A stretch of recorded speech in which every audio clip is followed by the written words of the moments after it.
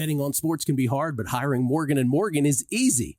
Morgan & Morgan is America's largest injury law firm. They have over 100 offices nationwide and more than 1,000 lawyers.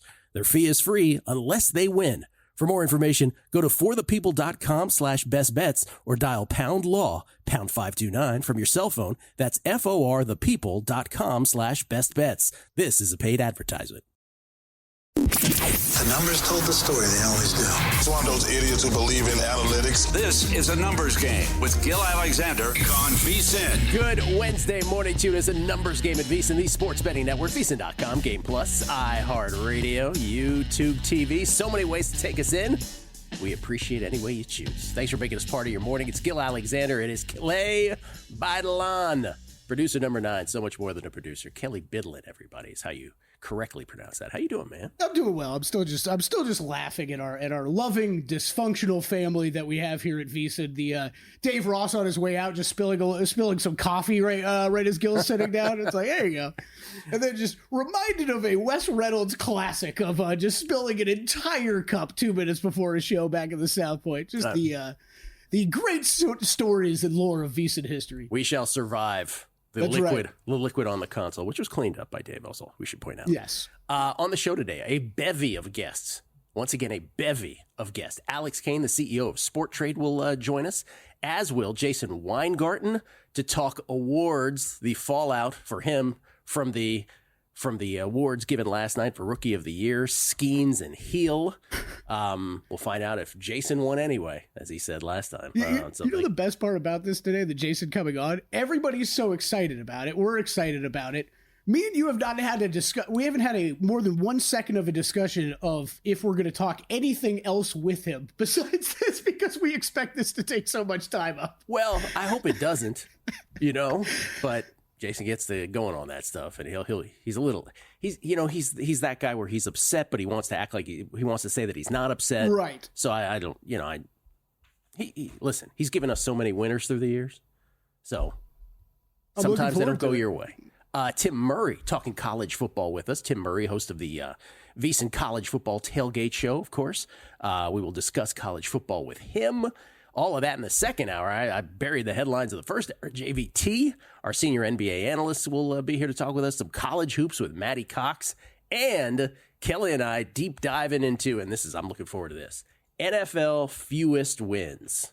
Fewest wins, baby. This market is so jumbled, Gil. I love it. Like, it's almost like Coach of the Year, right? Where you're like, there's a lot of people that could win this thing, but I think I found what I like. I think I found what I like. Here, before we get to it, here are your candidates. The Chicago Bears, 4-6. The 3-7 Panthers and Cowboys. The 3-8 Patriots and Jets. The 2-8 Giants, Raiders, Browns, and Titans. And the 2-9 Jaguars. Those are your candidates. We'll get to it coming up. First, last night in the National Basketball Association Emirates NBA Cup. You've caught the fever already? I'm going to ask you, what's a bigger deal from last night? Here are your choices. You ready? Third choice, hint, this is not the biggest deal. Russell Westbrook with 200th career triple-double. How about that? Russell Westbrook, 200 career triple-double. Yeah, he's. I have a feeling he's going to go down in history as one of the more underappreciated players in the NBA, in NBA history for what he's done statistically, because it is pretty incredible. But what's next? By the way, Jokic will soar past that in due time, within a few years at current pace, and then Luka will probably get there as well. Choice number 2, Dalton Knecht, baby. Who before the last NCAA tournament, before last March Madness, I was like, I feel like a Danny Manning and the Miracles thing is about to happen with Dalton Knecht and the Volunteers. It did not happen, by the way. But Dalton Knecht, 9 3-pointers to tie the rookie record shared by 3 others. 9 3-pointers for the Lakers, on his way to 37 points in a Lakers win last night. That's choice number 2. Okay. Because he's obviously, what a nice cog for the Lakers to have in that wheel. They needed a shooter. They got themselves a shooter. Lakers beat the Jazz 124 to 118. Or the third choice, the fact that the Cleveland Cavaliers, the 15-0 before last night, the 15-0 Cleveland Cavaliers were down 21 to the defending world champion Celtics and got within 2 on 5 different occasions. Could never quite get over the hump, but still get the cover as they lose to the Celtics 120 to 117 in a game that closed 7. You and all y'all betting the Celtics last night. Yeah, I was on that. That was a loser. 2 losers for me last night. That was a big game. Celtics win it. Did add the Celtics group winner play, so at least they won the game. So they're looking better in that situation. But yes, covered it and get home. To answer your question though, yes, it's kind of interesting because the Cavs are going to lose at some point. The Cavs losing to the Boston Celtics, which are the best team in the NBA, not a shocker to me. Dalton Connect is the biggest piece of news of the 3 you just went through, because if Dalton Connect can possibly do this at any level of consistency throughout the season for this Lakers team, they, as you kind of said, they add a dimension and another element to this team that they desperately need. It is not a luxury add for the Lakers. They need a player like this to be able to do things like this if they're actually going to go far in the NBA playoffs. The Cavaliers, I think you might be right. It might be Connect, by the way, who is 3-1 to win Rookie of the Year. Only Jared McCain at plus 180 is shorter. That is picks 17 and 18 in the draft. That's I believe. Right. We couldn't believe that Connect fell to the Lakers in the draft. And McCain's been awesome. Zachary Risacher, by the way, 7-1, the only other person in double digits. I don't know, man. The Cavs didn't have Okoro, Wade, or LeVert last night either against the Celtics, and they only lose by 3. That shouldn't be glossed over either. No, not at all. Yeah, not at all. They are a great team. I don't know at what point I'm gonna really buy in. You and I have talked about this a fair amount. I wonder that, look, the coaching change has clearly made a huge difference. Mobley, just even how some of the players are acting. Mobley's drives to the basket per game are massive. That was an element that was missing from this team in years past. I don't know if all the pieces are there to make this go through the playoffs and work long term, but they've been a great regular season team for the past few years. I don't think there's any reason to believe. I mean, right now, Gil, they are the second best team in the Eastern Conference to me, and it would not be no shock if they finished the regular season that way. Yeah. Unless they collapse. I mean, at this point, Kenny Atkinson is Coach of the Year, running away with it at this point. I think so, yeah. Kenny Atkinson, coveted by many teams with vacancies through recent history, and finally the Cavs get their man. Kenny Atkinson, even money. Steve Kerr and Joe Mazzulla, the next choices both at 9-1. By the way, are you getting tired of the Joe Mazzulla act with the press? Oh, the attitude. I am so tired of it. I'm so tired of it. Like, I get it. You want a championship, now you can just have that attitude the whole time with him. Like, every question is treated with such smugness. Yes. And there's always, don't get me wrong, some of his quotes are funny. Some of these guys that get these Phil Jackson-esque Zen quotes that you're just like, who's ever said this? And Mazzulla does this sometimes. And Joe Mazzulla, you're allowed to smile. I know right. You might think it's not cool, but you're allowed to smile. It is interesting odds. I do not have a bet in this market. I mean, Kenny Atkinson obviously deserves to be the favorite. I don't know that Mazzulla or Kerr. I know JVT was high on Bud coming into the year. I don't Ime Udoka and JJ Redick still stick out. Ime Udoka at 14-1 and JJ Redick at 18-1. Wow. Yeah. Okay, I did promise yesterday that I would have an NBA bet, and I do. Because we got into a discussion. Drew was here, Drew Dinsick, and we got into most improved player. Mm-hmm. I sort of let it out, left it open. Hey, what awards in the NFL and then the NBA interest you? And he immediately launched into the NBA most improved player. He loves Franz Wagner. Franz Wagner currently at 7-1. The third got shorter. Yeah, got a little shorter. Jalen Williams at plus 450. Jalen Johnson at plus 550, and there's Wagner at 7-1. My bet, Kelly, is on. Little unorthodox because it doesn't usually go to an older player, but I went with Norman Powell. Norm Powell of the LA Clippers at 18-1. Now you're saying, man, an old player doesn't ever win most improved player. And you'd be right, by the way. That's the fly in the ointment here, right? This is an award that has gone to Lauri Markkanen, to Ja in his third year, I believe. Went to Giannis early in his career. You do have one recent, though. One recent that it's not as old as Norman Powell, but Julius Randle. Julius Randle, that's right. That's the closest comp. But the reason I went with Norm Powell is He has improved his points per game by 10 points here in the early season, from 13 plus points a game to 23 plus points a game. That is a Markkanen-like jump. Wagner, only 3-point improvement. And I know all the advanced metrics with Wagner that Drew was pointing out yesterday. I concede that. But again, it gets down to what are the voters actually going to bet on? Are they deep diving into the metrics?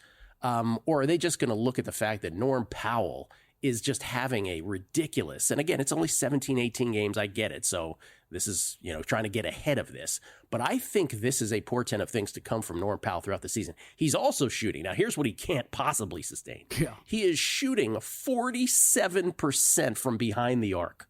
47. I think it's 46.9 or something like that. But that is insanity. And you saw it, by the way, in full display against the Dubs the other night.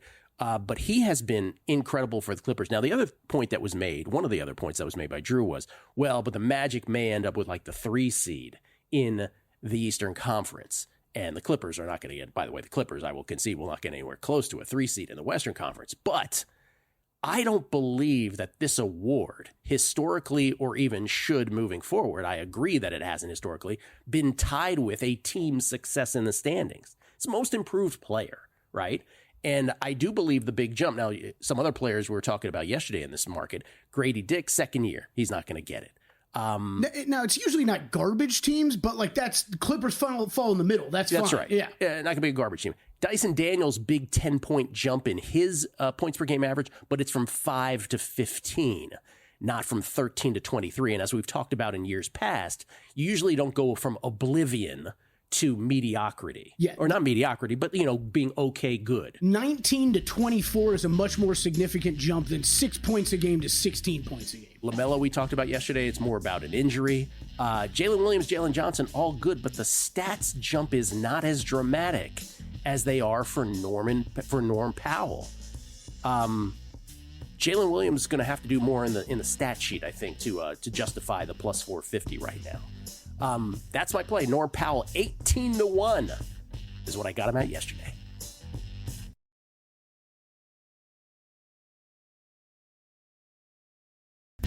A numbers game on VSiN, the sports betting network. He's coming up later in the show, the CEO of Sport Trade, but just a friendly reminder that if you're the type of player who's looking to get down $10,000 or more on an NFL line at the best price in the market, or perhaps you're looking to get your in-game play instantly accepted, Sport Trade is the place for you, the app that's going to change sports betting. Minus 104 lines instead of the typical minus 110, instant in-game betting, and a concierge player service. Sport Trade, perfect for those who want a premium betting experience. Sport Trade live in New Jersey, Colorado, Iowa, Arizona, and now Virginia. Download Sport Trade. Use code VSiN to earn 10% cash back on each wager in your first week. Terms apply. Got to be 21 years or older to play. If you or someone you know has a gambling problem and wants help, call or text 1-800-GAMBLER. Skill Alexander, we get tweets at Beating the Book. Should I Ron Burgundy through some tweets, Kelly? What do you think? Sure. It always makes me feel comfortable. I'm sure you're like, oh, this can only go great. Let's see here. This is from James Sott. Also missing last night for the Cavaliers, Max Strus, who hasn't played all year for the Cavs. Of course, Porzingis missing too, but missing all their wings didn't help. It was a fun, big game in November. Joe Arsu, I'm in town for the F1 race.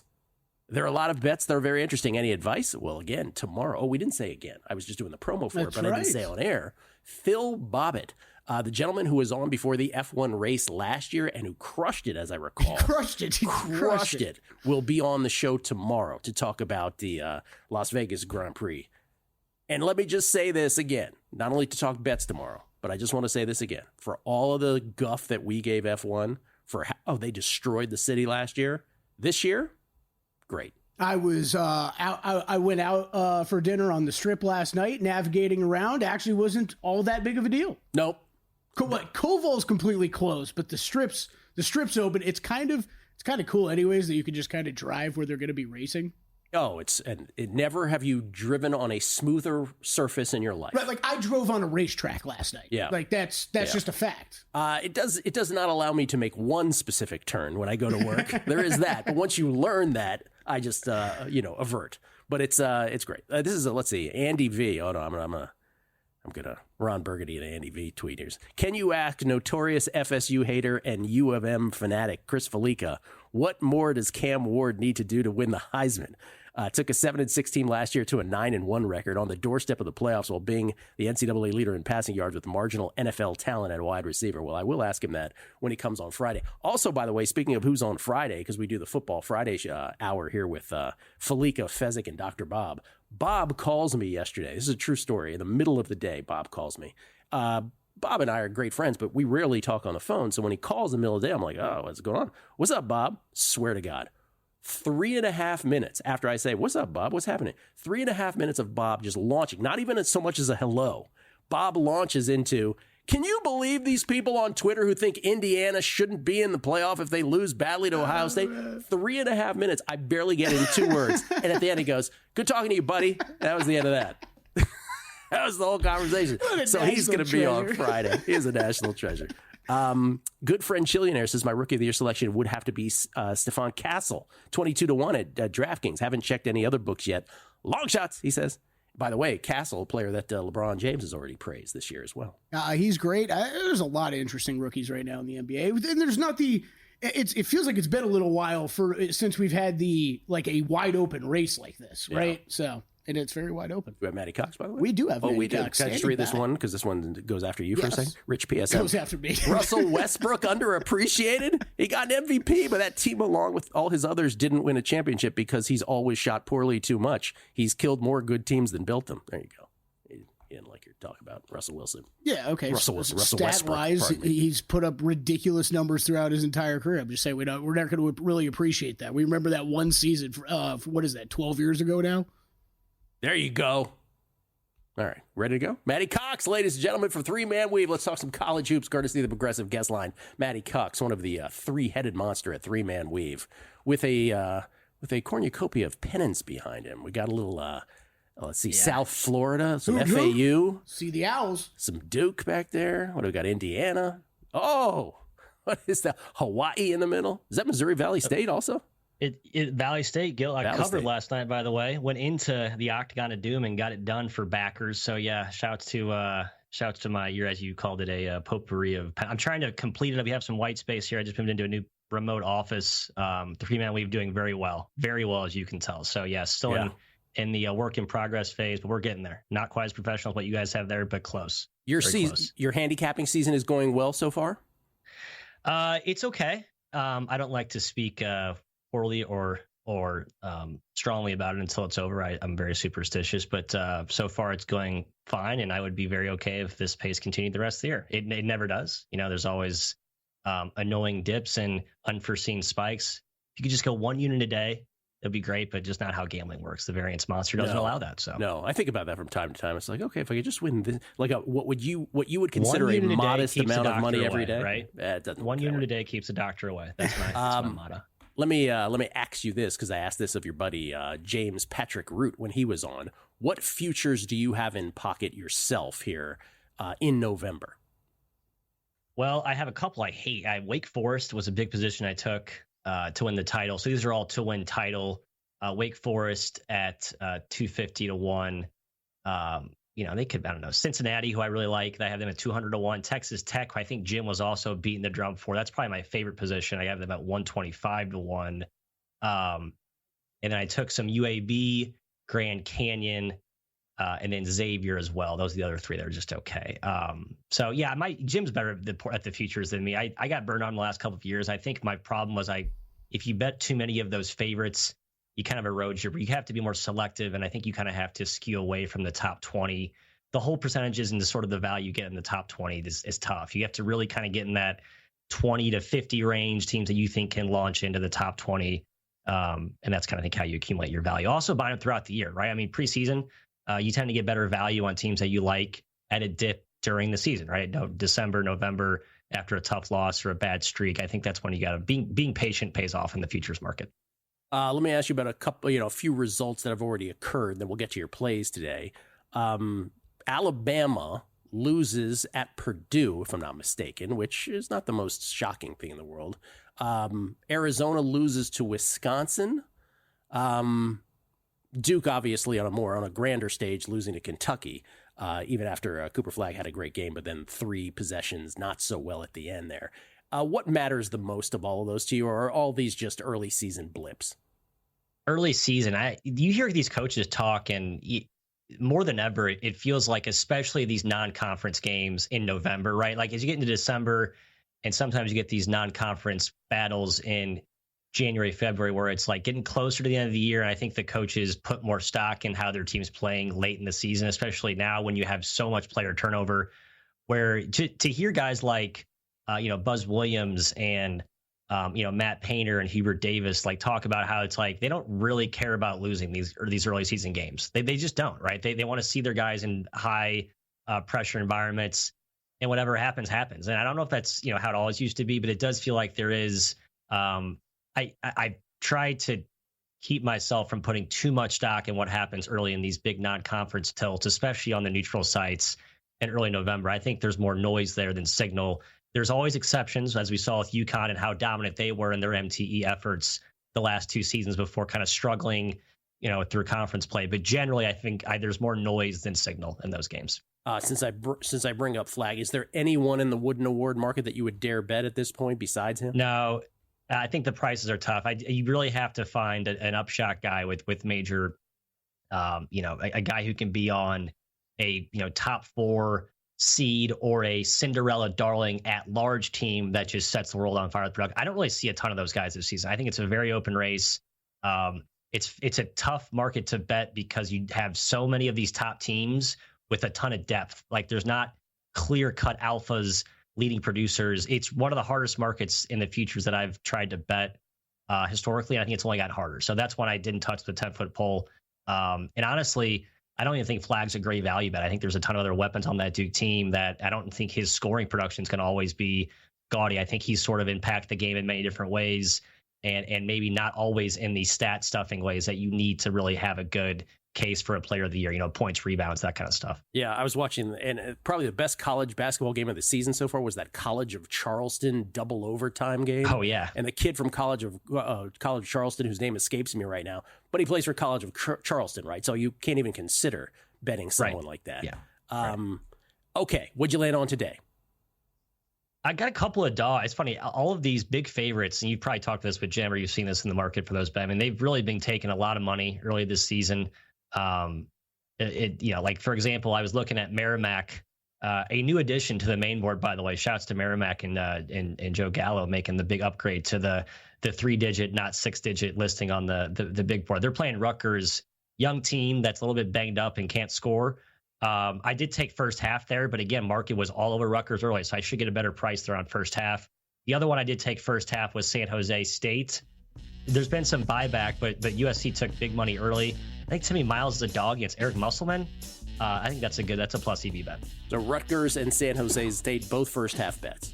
Merrimack and San Jose State. So I'm fading the favorites in both. Yeah, gotcha. Yeah. Merrimack and San Jose State. Okay. Thank you, sir. Appreciate it very much. Matt Cox from 3-Man Weave. Thank you. No, thank you, fellas. Take care. You too. Ante Brzovic, by the way, the player from College of Charleston I was referring to.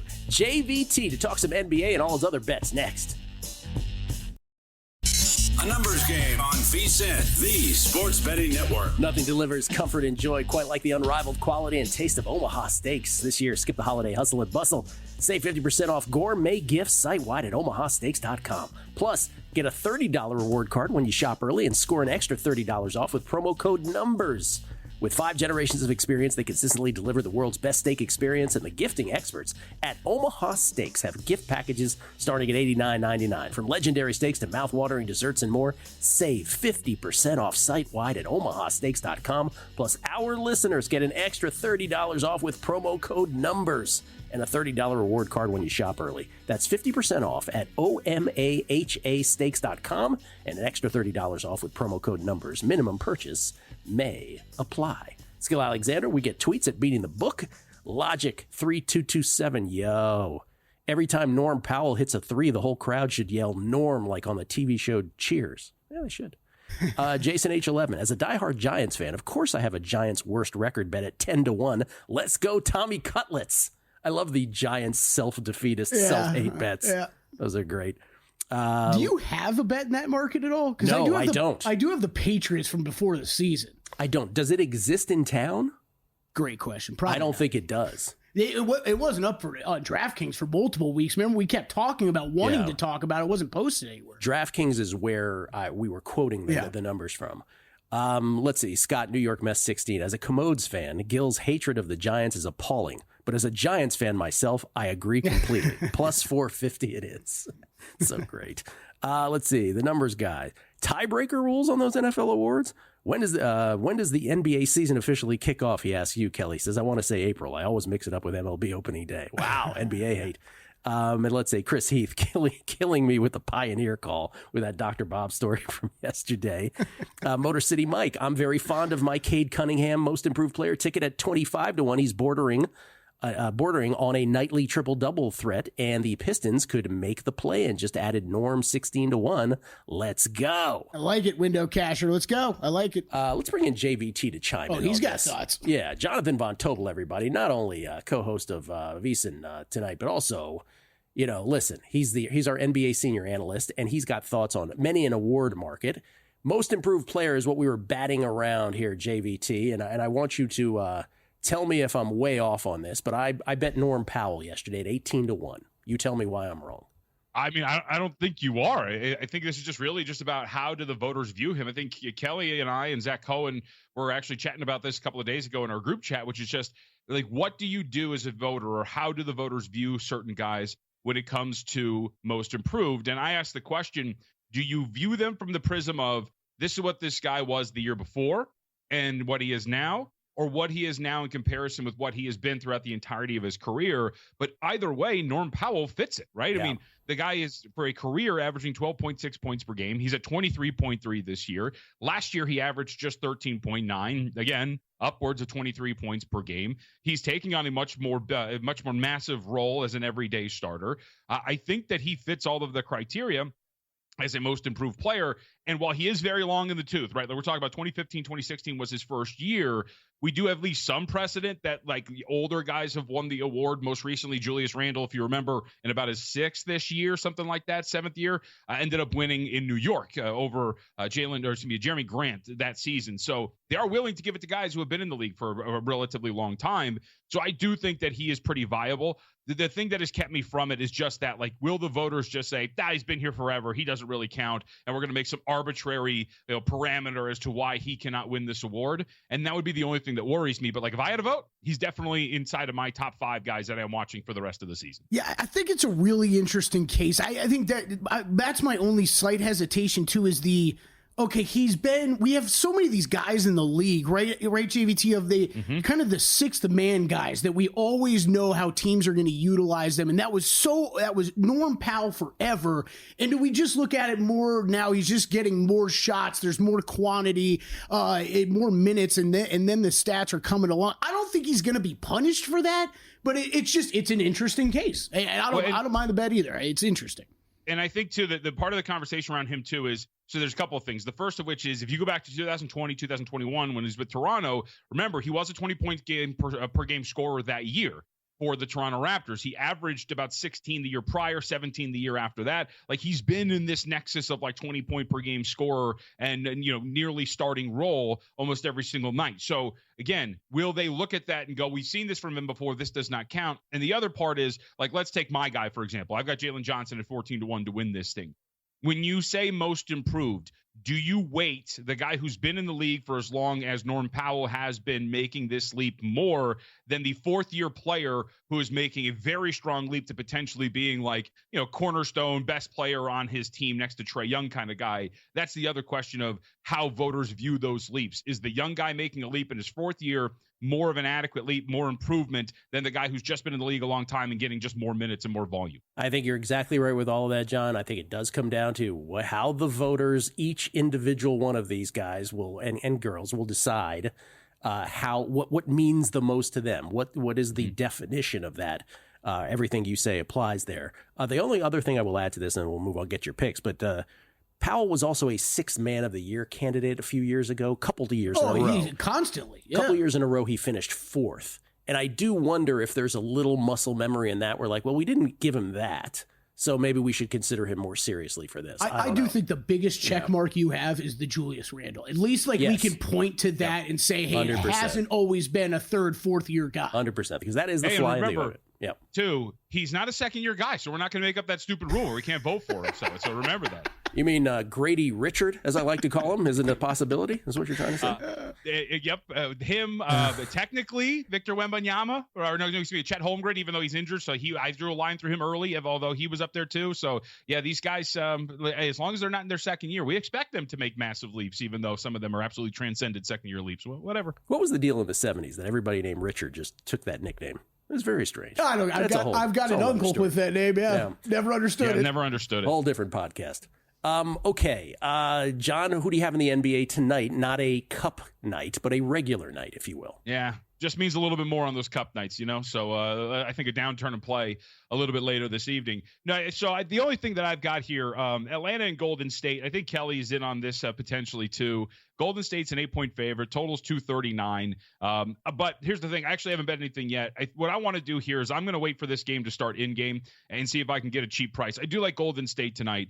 But when you look at the non-Curry minutes, one of the things that has really stuck out is their offense has really dropped off a lot. You go back to a couple of games, for example, just last week, guys, the reason why Steph Curry had such an incredible moment against the Dallas Mavericks is because Steve Kerr took him off the floor at the start of the fourth quarter, and they immediately went into a hole, and he had to come back with some heroics.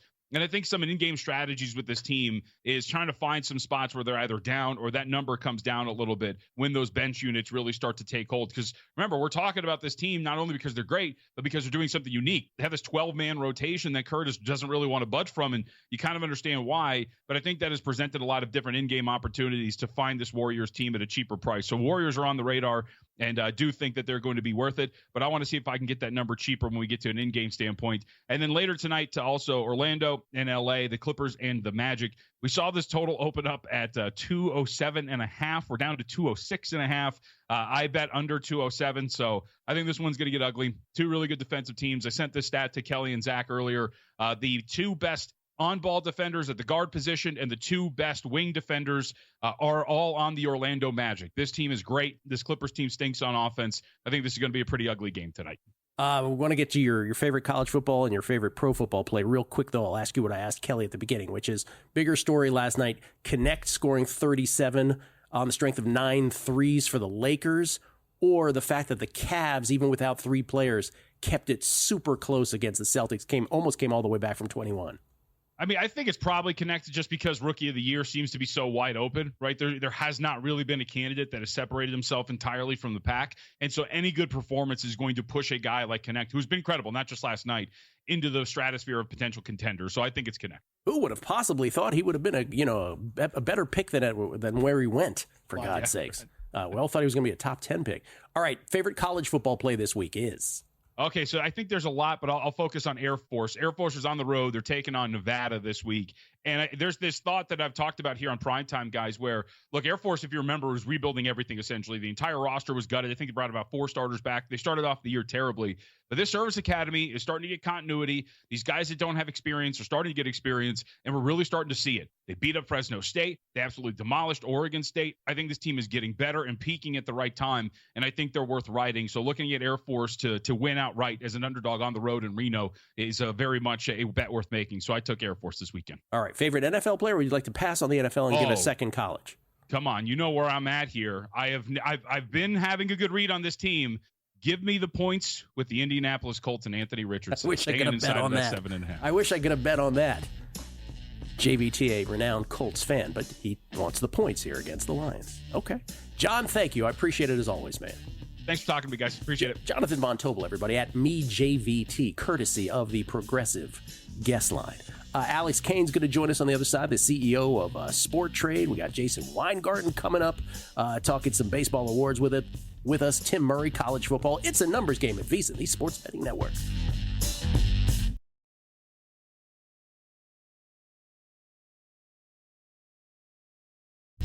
A numbers game on VSiN, the Sports Betting Network. Oh, the VSiN Watch app. Look at it. Sexy, sleek, works so well, streamlined. Any other words I can come up with? Not right now. Makes it easy to watch, does the VSiN Watch app. Makes it easy to watch or listen to VSiN anywhere, anytime on your phone or tablet. And for a limited time only, you can watch it for free Visit the Apple app or Google Play Store now to download the VSiN Watch app and get 24/7 access to our live audio and video stream. Watch replays of your favorite VSiN shows, easily stream video to your smart TV, browse clips by sport, or use the search feature to find the specific VSiN expert insights you're interested in. The VSiN Watch app, free to download for both Apple and Android users, out now. Kelly's giving me hand signals. Before we get to Tim Murray, can I say, because we just talked about how that Cincinnati-Dallas game can't be flexed out on Monday night. Did you hear the other big NFL sort of broadcast news? Yeah. Beyonce doing halftime for one of the Christmas games. Is that why I was distracted by her yesterday in our post-show meeting? Oh, what do you mean? I don't know. She was Beyonce was on. By the way, what is that commercial she does where she's in the laundromat? How is that commercial allowed? That is a distracting commercial. I'm okay with it. Yeah, I'm okay. I'm okay with it too. I'm just saying I have no idea how that's allowed. Anyway, Texans Baltimore halftime on Christmas Day. She is doing halftime of this.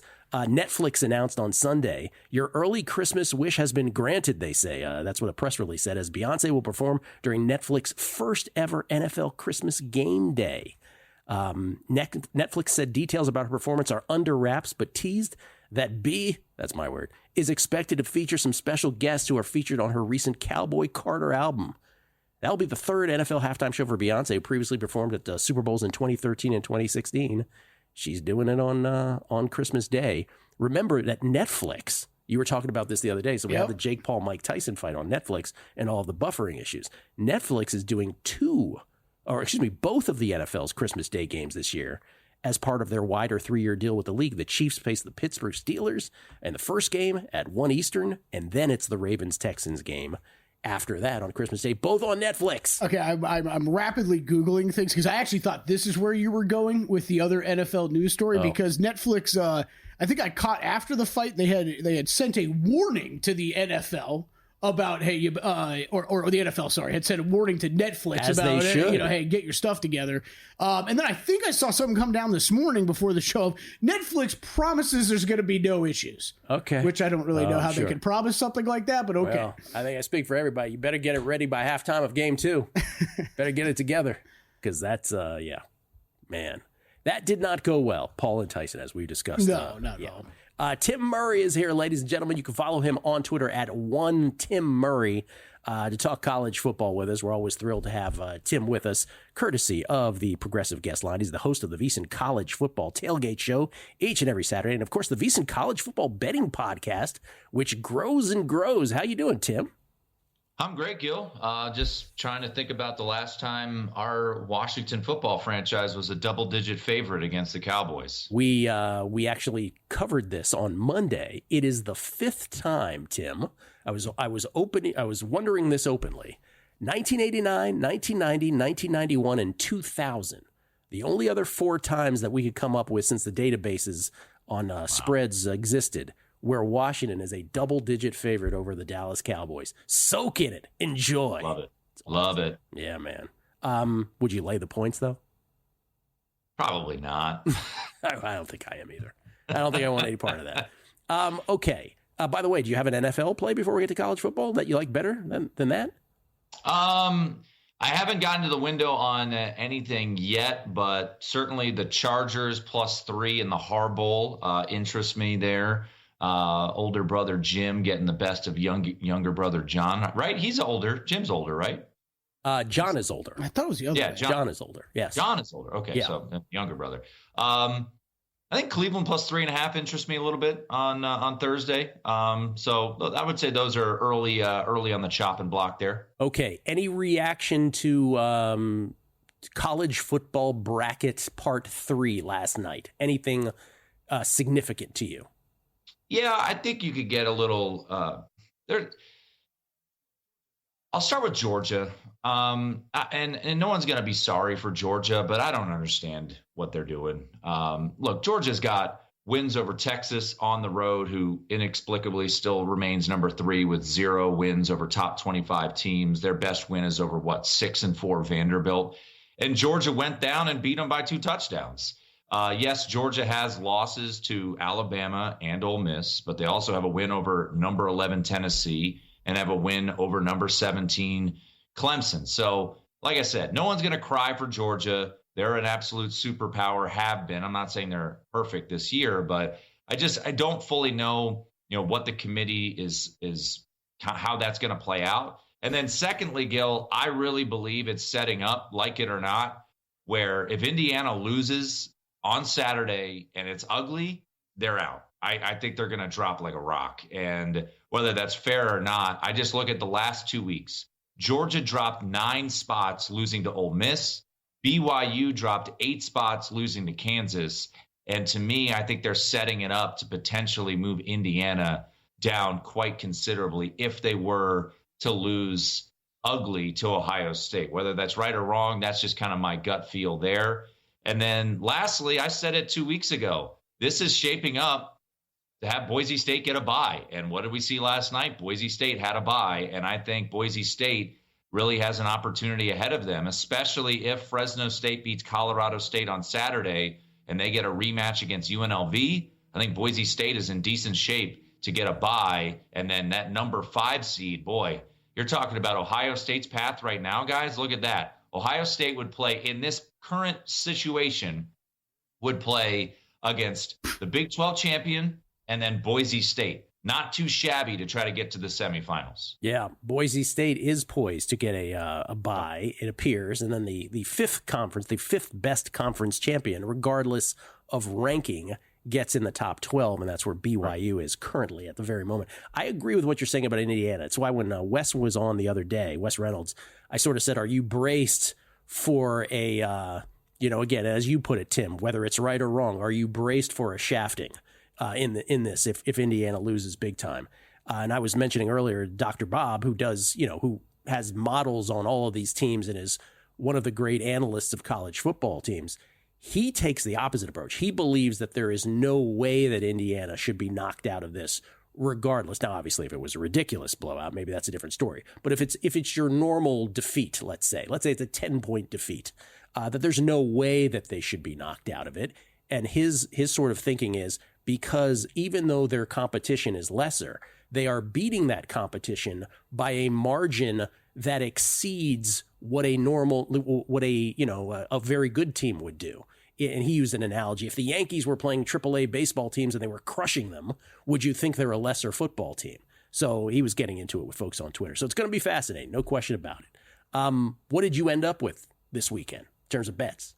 Yeah, so I've got a couple in the hopper. I mentioned one already. I really like Fresno State. They're the late night game. I think Colorado State is a bit of a paper tiger. They're undefeated in Mountain West play, but I think this is the spot where rubber meets the road. I laid a short money line price. If you want to lay the 3, I'm not opposed to that either. I just think this is a spot where Fresno State, interim head coach, I think they take care of business here. So I laid 3. I laid, the money line. I think the official play I put into the picks page was money line on this particular game. A couple other ones that are interesting, and I'll give you more sexy matchups as opposed to one of the more kind of obscure ones that I bet on. Look, if we get back to 3, I'll be in on Kansas again. I was on Kansas last week against BYU.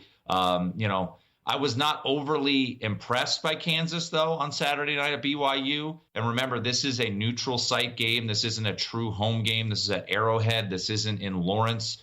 Just remembering if you're, handicapping this particular game. So that was one that I'm waiting to see if I get the 3. I was able to grab a 3 early. So certainly wouldn't recommend it right now at the current price. I think Nebraska takes care of Wisconsin on Saturday. I think that's, it's a crazy stat. How about this, Gil? Nebraska, who hasn't been to a bowl since 2016, has lost 8 straight games when trying to obtain that 6th win. Man. So it's been pretty brutal for the Badgers, for the Cornhuskers, excuse me. And then lastly, I'll give you a wild one as we bid farewell.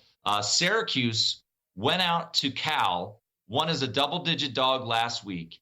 Next week, Gil, in the Carrier Dome or whatever they call their stadium these days, they get to not try to knock off Miami. This week, they've got to welcome in UConn. And it ain't a basketball game. It's a football game. UConn coming off a bye. Jim Mora Jr., I think, is a very good coach, at least in the collegiate ranks. Give me the 10.5 with UConn against Syracuse in a sleepy sandwich spot there up in upstate New York. Tim Murray, everybody. Carrier Dome. I believe it's still called the Carrier Dome, isn't it? Giving me visions. It's got some other news. I don't know. Give me visions of Pearl Washington and Eric Sanifer. Appreciate that. Thank you, Tim. I appreciate it very much, man.